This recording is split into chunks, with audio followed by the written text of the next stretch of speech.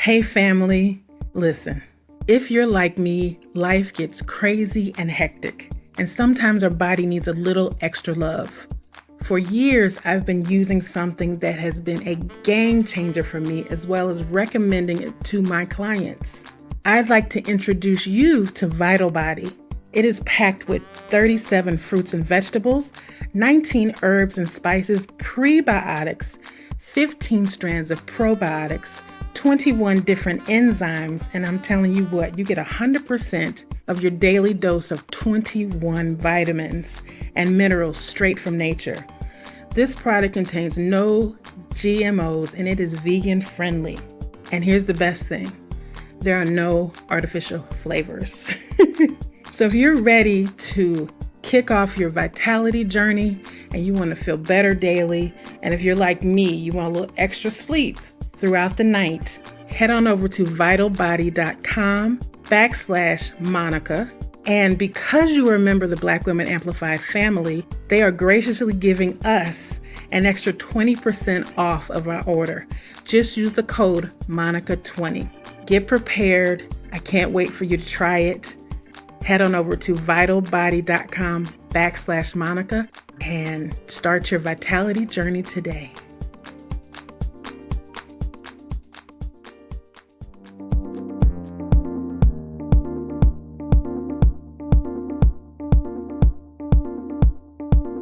Welcome, and thank you for tuning in to Black Women Amplified, the podcast. Your host, Monica Wisdom Tyson, brings you downloadable conversations that matter to women around the globe. We discuss all things Black girl magic, amplify our voices, and transform our challenges into triumphs. Monica calls on her league of extraordinary women to push our boundaries, share their expertise, and stories of personal transformation. Welcome your host of Black Women Amplified, Monica Wisdom Tyson.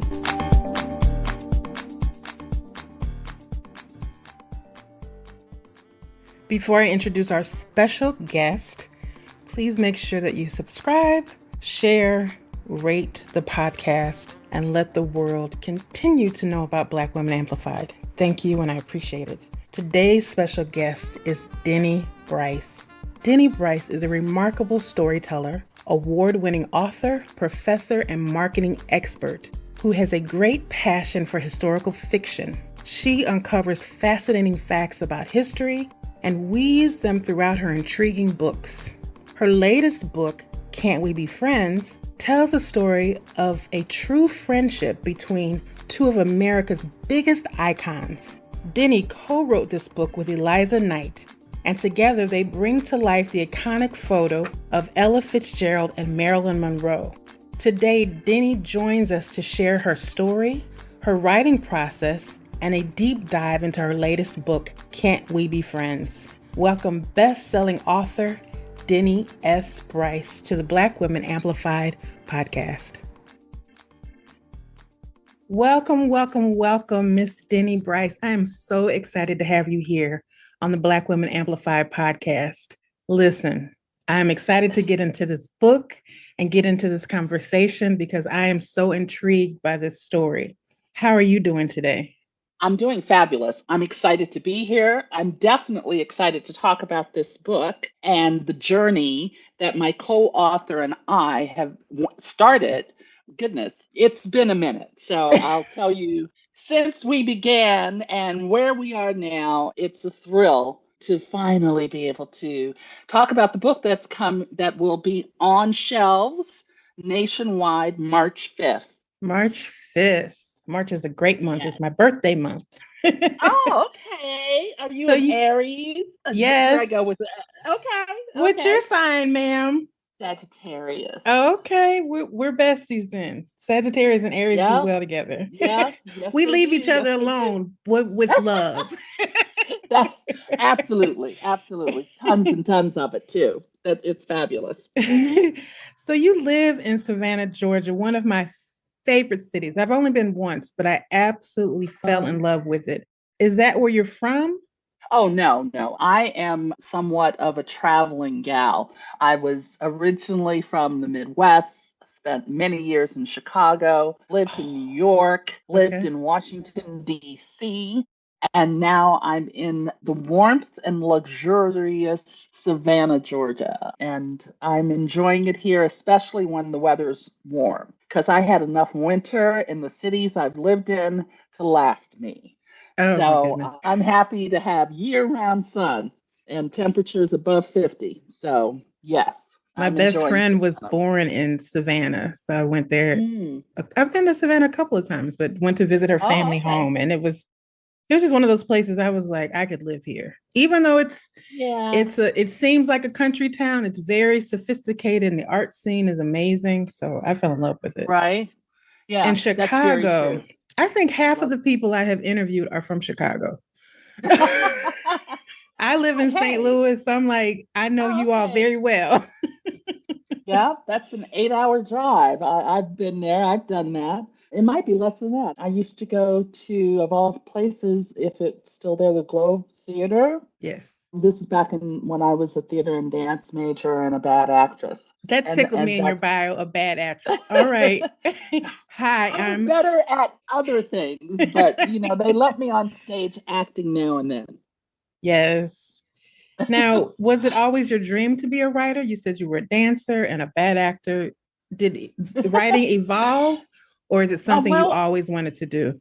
I've always loved words, and I'd say my first book I wrote in fourth grade. It was my version of the Charlie's Angels. Me and my besties Mhm. were the Charlie's Angels, fourth grade. And from there, I spent my undergrad work. I was a theater and dance person, but I was a major in college. But I devoted a lot of time to you know, one of my minors was Shakespeare, another minor was history. So I was always scribbling. And then I have journals dating back to the 1970s, diaries that I wrote, because I was always scribbling something. And the evolution of all of these other careers, the connecting piece has always been my involvement in the writing process on some level. When I was with the dance company, I wrote the press releases. Mhm. When I started in marketing and PR, I was drafting. My job was to talk to celebrities on the telephone. It's a crazy world, crazy Mhm. business. But that's part of what I did. And so I would write my script. And it just I was always writing. That's the thing. And then my earliest days of writing, guess you could call it fiction. I wrote fan fiction. And that is, some people may be aware of it, some people not. But if you have a favorite TV show or a favorite novel, a favorite film, you go and you start writing stories about the characters that you've fallen in love with through that experience of watching them or reading about them. So my fan fiction fandom was Buffy the Vampire Slayer. Okay. So, I hey, didn't the expect big, that. that's why I did the big lead up until we got there. And then I Right. was like, okay, now I'm going to hit her with the pada.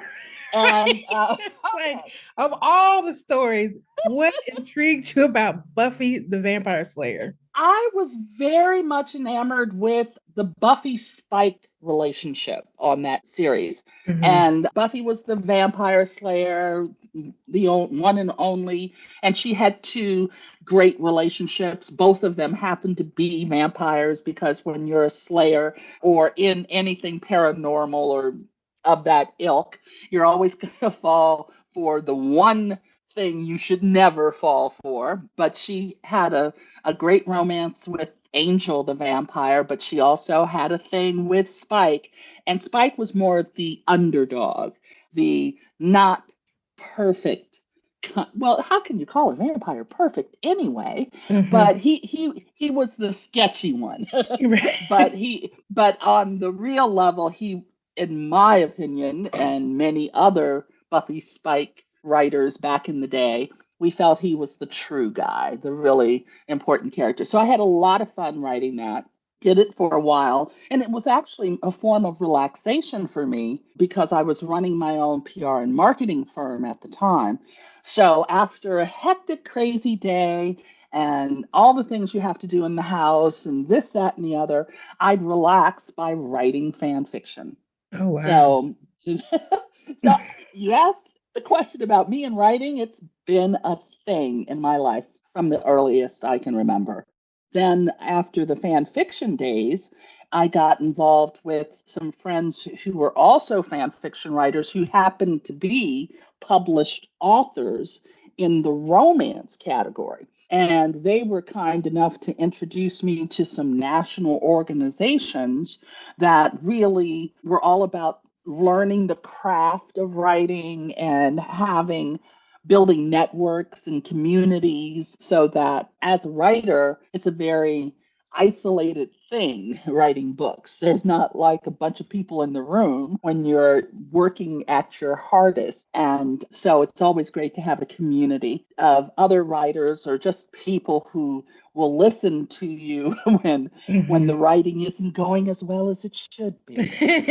So, and those How do you moments get do past the happen. writer's block and the Well, navigating through your story? writer's block is an interesting thing because I'm not quite sure if I've experienced it, because I always have ideas in my head. I always have thoughts about how I want to put things down on the page or type into the computer. But what does happen is that sometimes I get caught up in wordsmithing too Mm. early in the process, and that will stop me. That sort of like will freeze me up if I get too immersed in wordsmithing too early. You want to get the story down on the page and then go back after you know at least what direction you're going and potentially how it's going to end, so that you can go back to the beginning and start to really get into the story. Because for me, the best part of writing is revising, Okay. which some people may find crazy pants, but I love getting back into the story and really massaging it and working it and seeing what I can accomplish with it. Now, when you're writing your stories, are you clear on what you're going to write, or does the story kind of emerge as you're going along? Well, you know what we call that in the writer world? There are two types of writers, what they call pantsers. They sit down in front of the computer and the story just keeps on a coming. Then there are the people called outliners. I outline a book. Okay. And part of the reason I outline a book is that now that my stories are under contract and they're not hobbies with fan fiction, I have time. I have to get things completed. And since I also write historical fiction, there's the potential to get lost in the rabbit hole where you Mhm. start to look up one bit of information and 20 hours later you blink and you're like, oh my God, that's where am I? What part of this planet am I on? I dug so What deep. dimension am I in? Yeah, it can get super crazy. Mhm. So really, I am an outliner right now, and I'm going to sit down and try to gather. I'm going to do my basic research. I'm going to hit my what I call my goal post in the historical process. And then I'm going to turn around and start scribbling the key turning points in my story. I'm going to really try and spend some time developing my characters. And I'm working on a new book now where I'm really digging into the conflict. I really want to establish what are those barriers, those obstacles to my main characters getting what they think they want, and whether or not what they think they want is the right thing for them to have. So, Mm. so that whole thing is pretty much the earliest part of the process I really enjoy a lot. And then there's the middle part that makes me anxious. And then there's the end part that I'm very excited about. So, yeah, I don't suffer yet, knock on all kinds of wood, from serious bouts of writer's block. So that's a plus. And with Can't We Be Friends, and the novel of Ella Fitzgerald and Marilyn Monroe, my writing partner and I, Eliza Knight, what we were able to do when we started, I mentioned how we started this process. I don't know if I actually said year, but it was 2019. Mhm. And it was an experience that I enjoyed tremendously. This is the first time I've ever written with someone. And we worked, really had a game plan. Both of us were outliners. Both of us enjoyed historical research. Both of us saved the other from the rabbit hole, the dangers of the rabbit hole, Mhm. and also being very conscious of the women that we were writing about, wanting to dig into the truths as we were able to identify them as we went through the research and the facts and the opportunity for fiction within the facts that we were able to unearth. That's amazing. And we're going to talk a little bit about that a little bit later. But before we get Okay. there, I'm very fascinated that just 6 months ago, a little more, a little less, you released Okay. another book called The Other Princess. Yes, I did. So tell us, who is The Other Princess and how did you get into that Oh, project? okay. Well, The Other Princess is the full title is a novel of Queen Victoria's goddaughter. And this is a fictional novel, biographical historical fiction inspired by a real person, Sarah Forbes Bonetta. Mhm. Sarah Forbes Bonetta was an African princess in West Africa in Yoruba land, and her family was sort of the king and queen of their village. However, that village was attacked and bad things happened. She was captured by the Dahomey, and that's a Oh, the tribe Woman in King. Africa. The one exactly. Mhm. Actually, it's a little bit later in King Gizo's Okay. reign, if you will. But Mhm. the Dahomey and King Gizo, he also was involved in the slave trade. So she became, as a child, one of his captives, one of his enslaved. And later on, a couple of years after she spent this time, he had several ceremonies where part of what he did to showcase and demonstrate his wealth was to have sacrifices and from his enslavement camp. And she was set to be sacrificed when a British soldier, an officer who was there at the Dahomey's palace, was there to talk to him about slowing down his role on the slave trade, because this was in 1834 is when the UK made the practice of buying and selling slaves or human beings illegal, but there wasn't a stop if you already had enslaved persons in your realm, you didn't have to let them go. So it Mhm. was a very complicated period, but nonetheless, this British officer forged a deal with King Gizo and saved the young girl. Anya was her original name, Aina, in case I'm mispronouncing it. And she was, and I put this in quotes always, she was gifted to Queen Victoria, and her name changed to Sarah Forbes Bonetta. The commander who quote unquote rescued her, his last name was his Commander Forbes. The name of his ship that he sailed back to Britain with her on board was the HMS Bonetta. So Um, that's the sort of the groundwork of the story. From there, I did my research and had the wonderful opportunity in 1999. Walter Dean Myers, who was a children's book author, wrote a book called In Her Majesty's Service, I believe is the title. I might be off on Her Majesty's something. But anyway, African American man who had been contacted by a bookshop owner in London saying, I found all this stuff and I think you might be interested in it. This stuff that he found was letters, diaries, other journals, etc., written by Sarah Forbes Bonetta and others who were involved in her life as she was a part of the royal court friends with the royal family at Queen Victoria. This is in the 1850s, Mhm. 1860s, etc. So I was able to take this wonderful information. I mean, it's so rare, at least in the work I've done in historical fiction, to find the actual words of someone from the 19th century, a Black woman from that time period, and have her diary words. It was just fascinating to me. But your initial question, which I sort of strayed away from, was how did this come to pass?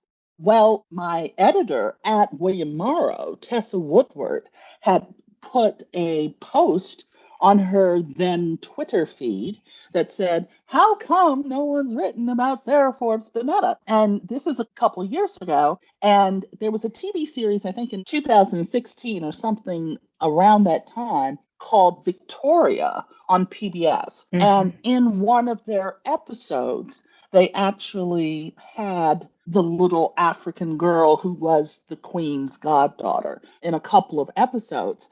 I remember seeing it, but I just didn't hone in on it. But when I saw this post by Tessa Woodward, I was like, let me give this a shot. And especially especially with the encouragement, a good friend of mine and a fabulous author by the name of Vanessa Riley, who's written some wonderful historical fictions. But anyway, I put together a proposal and was able to get it in front of Tessa. And the next thing you know, I was, given the opportunity through contracts and other things to write this book. So that's how The Other Princess came to pass. And it's been out, it was released October 3rd, and it's out in the world. It's doing its thing. And I'm very excited and very proud of that book. That's beautiful. I know with the popularity of Bridgerton and Queen Charlotte and the Gilded Mm. Age, people are Hmm. really getting interested in or just realizing that there were Black people during these times as well. Oh, And so, absolutely. And not, there were like definitely Black affluent Black people people. and royal Black That's what, people. exactly. I was going to say this. There are some African elite who were wealthy, just Mhm. enormously wealthy, and especially in places like Sierra Leone and along the western coast of Africa, working in from merchandise from palm oil to cocoa beans and just a lot of different products and industry that enabled these men and families to live very well. And it was great to dig into the Victorian era and the royal family and how they interacted with Sarah and others Mhm. from different backgrounds and things like that. But also, there was a stronghold of elite. That's the reference that they had in terms of middle class, upper class, and whatever in London. So it was an enriching, enjoyable process, and I'm very proud of that book. And in fact, and actually later this month, I think it's already because it's coming out in Brazil. It's already in Brazil in Portuguese, and it's a UK publisher has also purchased it, and it'll be available in the UK, Canada, and Australia February 29th or 28th. Oh, that is I can't remember. fantastic. Congratulations. Yeah. Oh, thank you. Thank you. Thank you for asking about my book. I love it. When I saw it, I was like, I have to now I want to read this book because I'm fascinated. They erase us so much, and especially with the what's going on now, it's important Hmm. that we see our real stories, whether they're from the Absolutely. continent, Brazil, America, whatever Hmm. the story is. We got to pluck ourselves back into the lexicon of Well, of the and world. that exactly. And it's such a large world, but such a definitive connection Hmm. between African Americans and their origins and Hmm. our origins. Like my family I'm first generation Bermudan and Jamaican. Okay. And so I'm digging into Caribbean stories, especially Jamaica, because I was there last winter, but just knowing how my grandmother got here back in the 20s and how my father got here back in the 50s and 60s and what he went through. It's just, I want to know more and I want to share more of those stories because our people have been doing things and living brilliant lives and fabulous experiences, and we are more than worthy of great fiction. Most definitely. And I'm really happy that you're writing these stories, and hopefully you'll find a historical fiction inside of your own story that you can share with everybody. Now we are, yeah, I'm sure that between Jamaica and Bermuda and all the other places, I'm sure there's some Oh very yeah, there's intriguing some stories. there's some stuff. There's some stuff. Now the book Can't We Be Friends? Oh my goodness. I remember seeing this picture of Ella, like most of my life, Ella and Marilyn Monroe. And I just thought it was a moment. You know, like Yeah. Marilyn went to see Ella or vice versa, and they just took a picture and moved on with their lives. Reading this book, they had a real friendship. Yes, they did. Yes, they Why was it did. And important for you to tell this story? And how did you come across the title? And how did it come to be? well, as I mentioned, it really, Eliza Knight and I, when I was in 2019, I was living in the Washington, D.C. area, and that's Eliza lives in that area. So she and I and other friends, we'd get together once a month and just have write-ins at different people's homes because we were always writing, part of the community there, the writers community in the DMV. And so several times it would end up being myself and Eliza doing our afternoon write-in. And one afternoon we just started playing around on the computers, and I said, "Girl, look at this photo." The other, it was like, "Look at this story over here," and we started digging into to the Macombo Club. Mhm. And from there, we were really, saw the photo, but then we dug from there. Like, what was this? Was this by chance? Was this, as you were saying, just a moment? But then we found through our research so much information first, and it was challenging to really dig it out because during that time period, you're not going to get a lot of stories about the friendship or the connection between a Black woman and a white woman. Number one, it wasn't, Hollywood didn't care for that. That was not to be regularly reported. And then on the other end, Ella Fitzgerald was a very private person.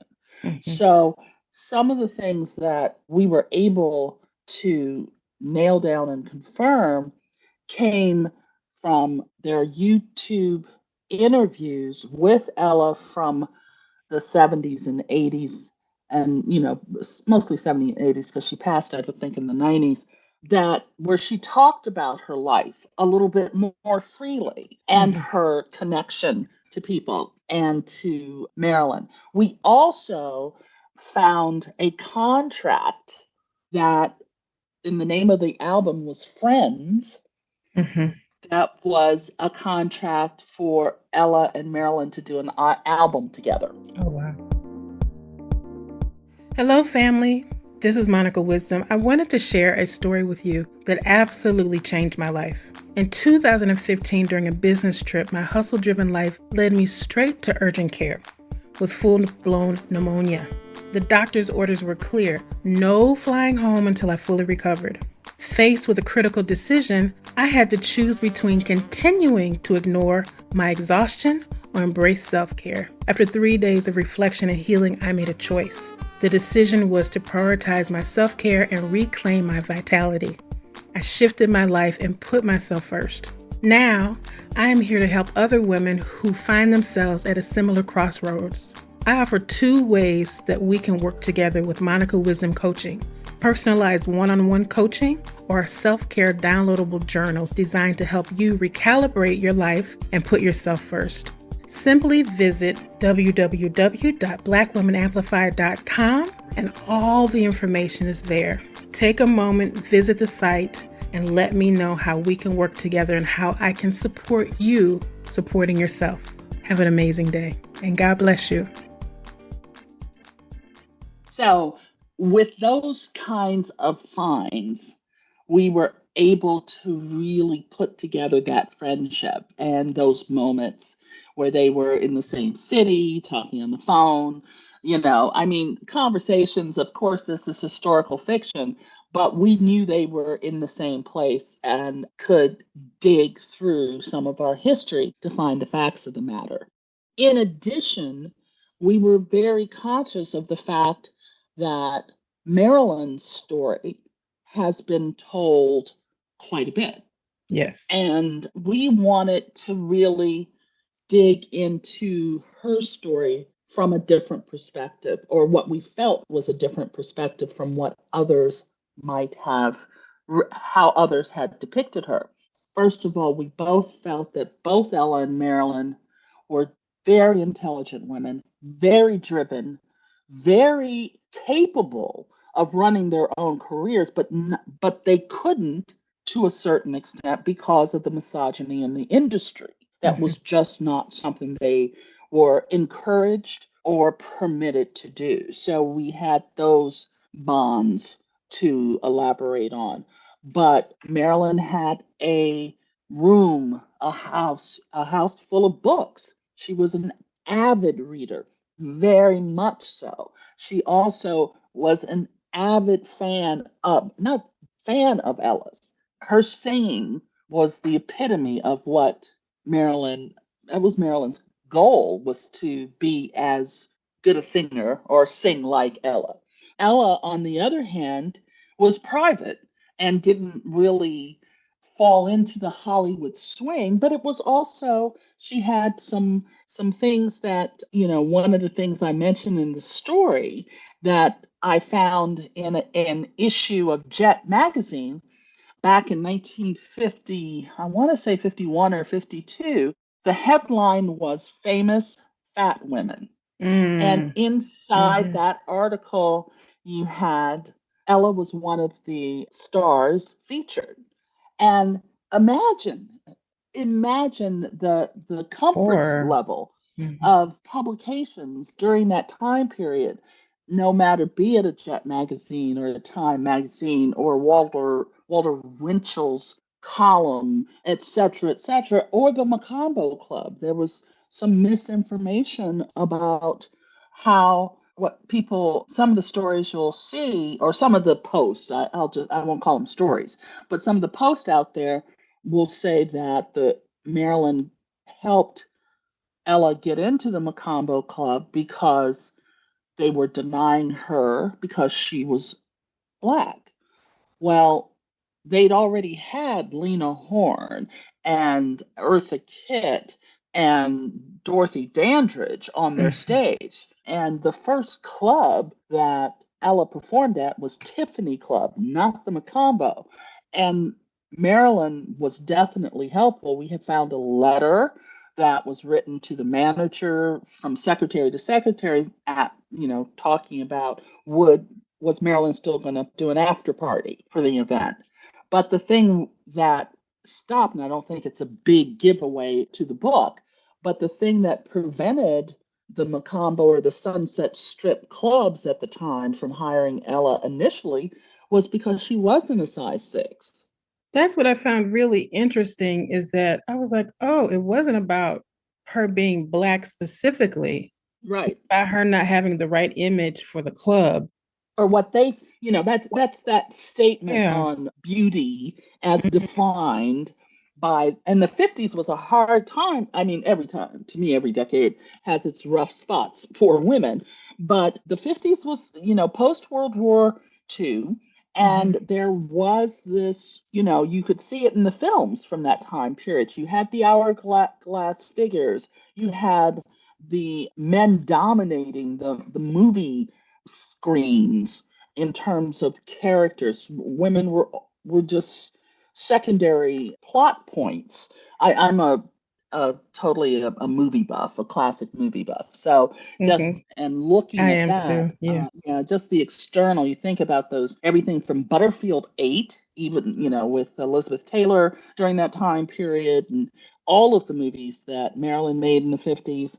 She was just, she had a couple of opportunities to work out of it, but she was she was the figure. She was, the object of male gaze was the way things were She was run. an accessory, definitely. Exactly. And that's what I Yeah, loved yeah. about this book is you showed her inner world and how much she Hmm. wanted to be taken as a serious actress and a serious businesswoman, even starting her own Absolutely. production company and putting out her own work. But Yep. her roadblock was always some man. Her way, whether it was the Yeah. studio or some fella she was dating, Joe DiMaggio or anyone else. And it was really Oh yeah, interesting. She Arthur had that, Miller. I love that you showed her inner conflict of Yes, she knew yes. who Marilyn was, she knew who Norma Jean was, but she wanted to be this powerhouse woman, like, I would say like a Lucille Ball, you know. Exactly, exactly. Yeah, exactly. And looking at Ella's situation, Ella, one of the later interviews, one of the that I watched gave me some great insight, gave us both some great insight on Ella, was she said something about being in love and Mm, family and having a family and not being allowed to have everything she wanted. And she wanted to be married. She wanted to have that life, but she didn't want to give up singing. And that was a tug back and forth for her. And she was also, I don't want to give away certain things, but she was desperately in love with a a person. man that, a Yeah. person that, yeah. Listen, when I was Uh, putting together these questions, I was like, I can't ask her this because it's going to tell what I want to know. I was like, okay, Ella in Europe. Yes, girl. yeah, yes, yes, my girl was out there. She was out there. She did what she had to do. Yes. And a joy of it, even though I love music across many areas, any kind of style of music, I'm in love with it. But what was incredibly enjoyable with this book was the opportunity to listen to all of her music and especially her live performances, because that's where I could also get a sense of her personality. Mm-hmm. Because part of the whole live performance is her banter with the band, with the audience, just off the cuff things that she might say. So I could sort of get a real strong feeling of how she just handled and the music. And it was just incredible. And then her international fame, especially in the 50s.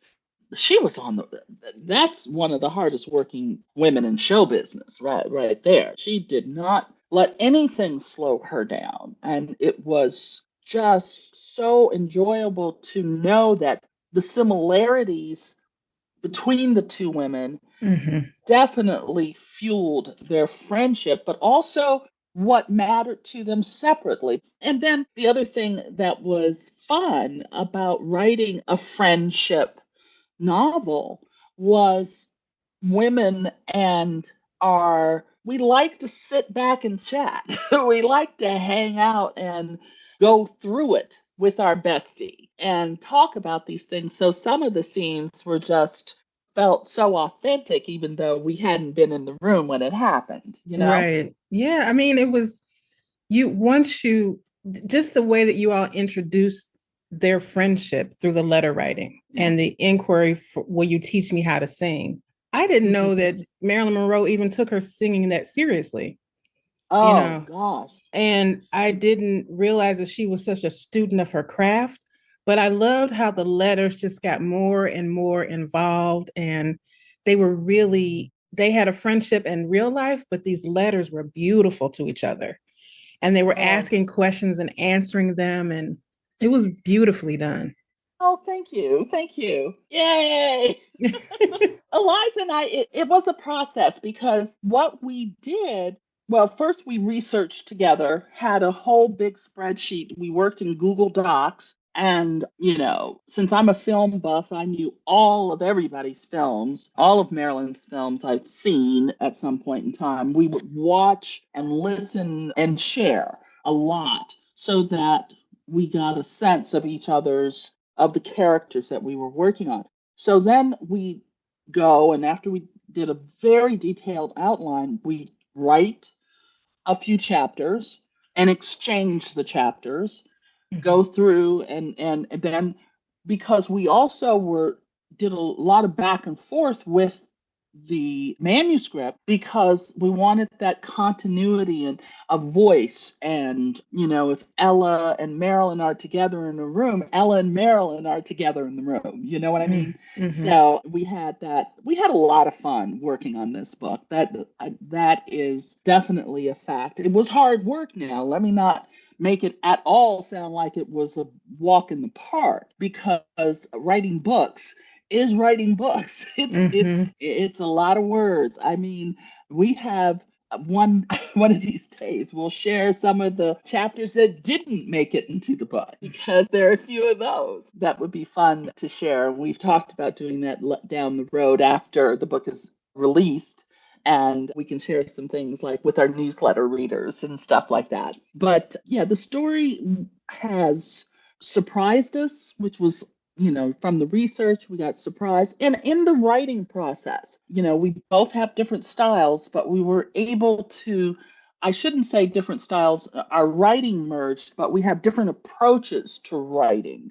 And we were able to mix and match approaches so that we were able to get a seamless process down on the page. So we're very proud of the work, very proud That of the was, work, and can't wait for it to get out there. I was very curious in that because I was like, well, they're completely different writers.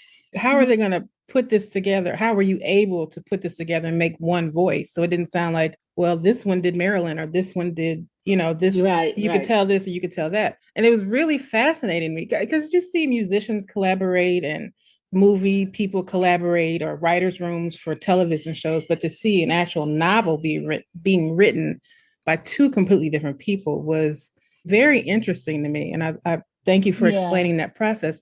Now, do you find any similarities between you and Eliza and Marilyn and Ella? Were there any parallels in that story? Well, I think that's a great question. So it could be potentially a reversal. I'm an extroverted type personality. I mean, Ella would be quiet in a room. She would move proudly through the room, but she's not going to be the one to make sure the cameras are on her. On the other hand, Marilyn would be, and that's probably more like me. But on the other hand, Ella loved things. She loved her fur coats, she loved her cars. She had, of all things, a ridiculous collection of cookbooks. Everywhere she went, she didn't cook, but she collected cookbooks. I don't collect cookbooks, but I collect stuff. I like stuff. And I do like, all that, external stuff, like, accoutrement, as they say. Yes, I'm not mad. I'm not going to get angry if somebody wants to throw one my way. And Eliza is not the type of person that needs all of that extra fluff. She's really a down to earth person. I'm down to earth in a way, but in terms of, you asked the question, so I'm gonna blame you. Okay, it's my fault. It's my fault. You like luxury. Yeah. I didn't have to go that far now. I didn't have to share. But yeah, I do like it. Don't get me started now if we start talking about pairing wines with meals and da da da, because I think that comes from my earlier career, because I ran my own marketing and PR firm, and part of what I did were events and rather large production type things. So I always enjoy, those. I like limos. I like the things. Listen, and there is absolutely nothing wrong with that. I like the things too. We should all like the things. I think so. Why not? So what do you feel that they brought, Marilyn and Ella brought to each other? And what impact do you think Ella had on Marilyn? Because we know the impact, about her career that Marilyn had on Ella. I think that it was a conversation she could trust. I think that that's a huge part of the Ella Marilyn relationship Ella had family that was also a part of her life that she was close to. I think that Marilyn had so many different things going on with external people, a lot of men mostly, that to be able to sit with a friend and trust that what she was saying would be safe with that friend, that is what was important, I feel, for Marilyn's connection to Ella.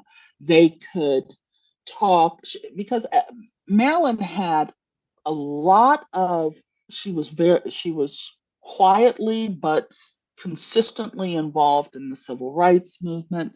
She had things that she was very felt very strongly about, but those were the things you didn't see the cameras on her when she was that person that they didn't think that she could be, multi-layered. And she could be multi-layered with Ella. She could be complicated. So, what did Ella seem like a very reserved person and very guarded, except when she went to Europe? Don't go there. I'm not going. Is that what Marilyn, outside of her career, but is that what Marilyn brought to her? Because in their letters, Marilyn was encouraging her to just have a good time.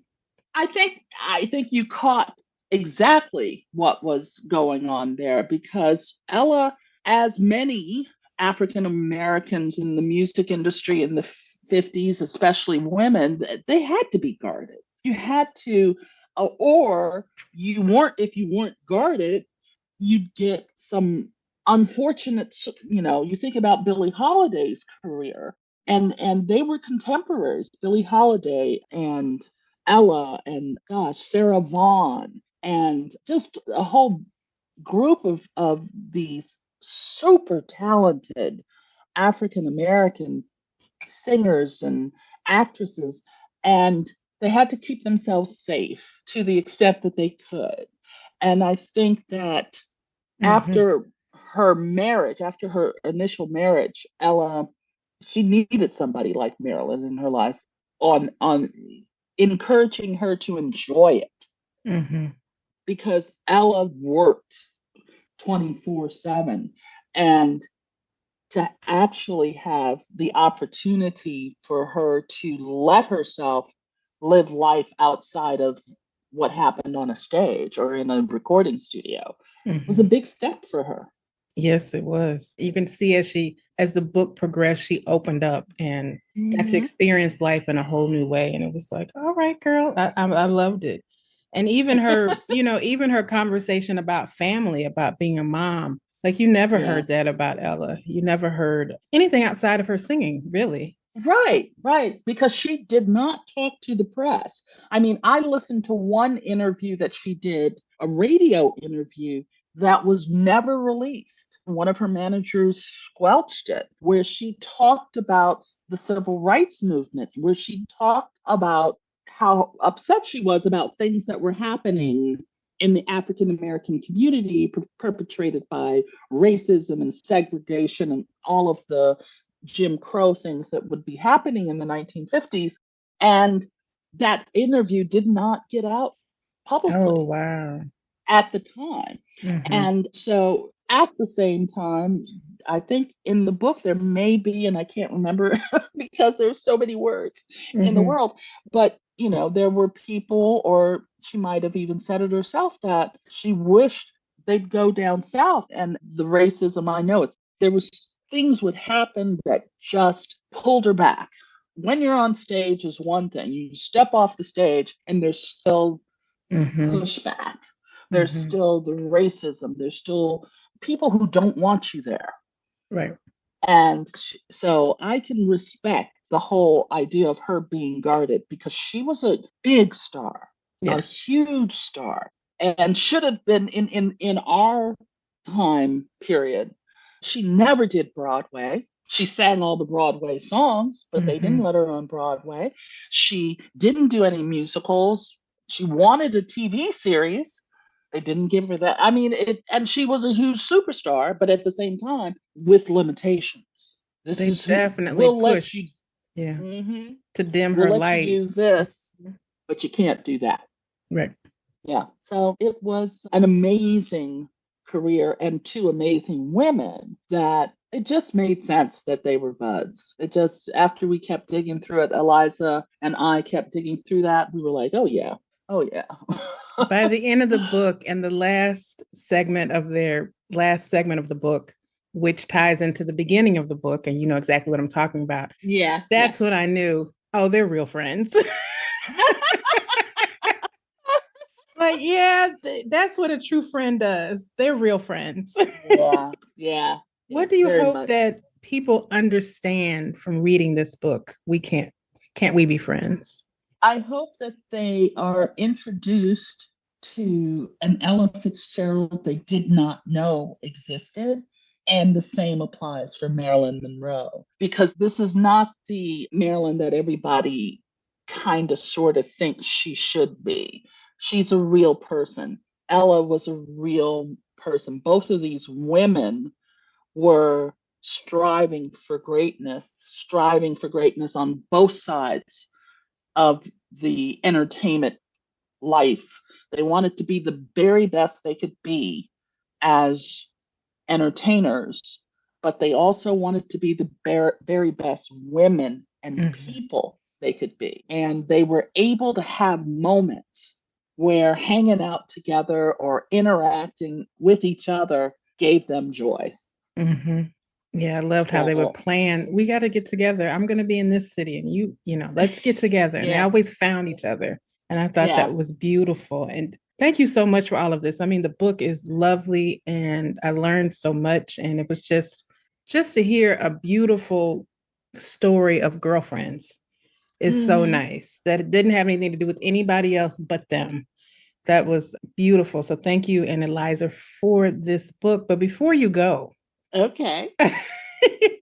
you are an award-winning writer. You are a book critic for NPR, and you are a professor. So I can't let you get out of here without giving our readers some advice on how to get their books into the world and how important it is for Black people to share their stories. Well, you've said it right there. It is important for Black people to share their stories. That is just a fact that should not be shied away from. As for the writing world, it's something I say every time I'm asked this question: be patient with yourself. Don't compare your journey as a writer or as a prospective published writer to anyone else. The words that you put on a page can be one day at a time. So often, when I interact even with students or other author friends, sometimes we get overwhelmed with the entire project. And that's all you see is the entire project. But frankly, it's one word at a time. And so be patient with yourself and your craft, because you'll finish the book, get the book finished, and then go back through it and look at it again. But it doesn't have to happen overnight. And that's okay. Thank you so much for that. That's going to inspire a lot of people. I tell people all the time, I said, if you don't write a book, start a podcast, but it's important that we archive our stories in one way Yes. or another. Now, Yes. thank you again for this time together. It has been delightful. And I'm going to put on our website and our show notes a link where people can order the book. But how can people find you in the World Wide Web? Okay. Well, that's pretty easy. The name is Denny S. Bryce, and all of my website and social media handles is Denny S. Bryce, written all together. And that S is in Sam. And you can find me at Instagram, at the Twitter form X, formerly known as Twitter, Right, whatever it is today. whatever it is, and Facebook. I play around on TikTok because I love music and pretending that I'm a motion picture director. I don't know what I'm doing over there, but I'm doing it. And so come follow me. Just look up Denny S. Price, and there I will be. Same thing goes for my bud, Eliza Knight. And that last name is spelled Knight.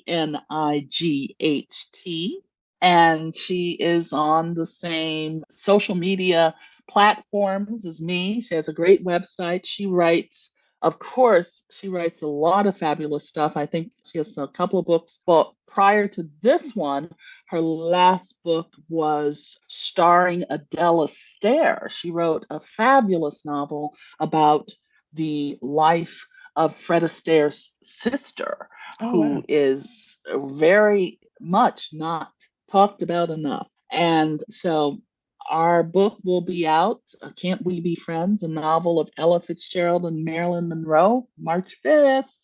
Yay! And I thank you so much for having me. I am really enjoyed our conversation. Super enjoyed it. Thank you. Awesome. Thank you for joining the Black Women Amplified podcast. And I hope that you have an amazing day and that this one day will become a movie so that you can write that as well. Okay. Have an amazing day. And thank you so much. Thank you. Thank you for listening to Black Women Amplified. We hope you enjoyed the show. Be sure to subscribe and log on to blackwomenamplified.com for more information. Keep shining.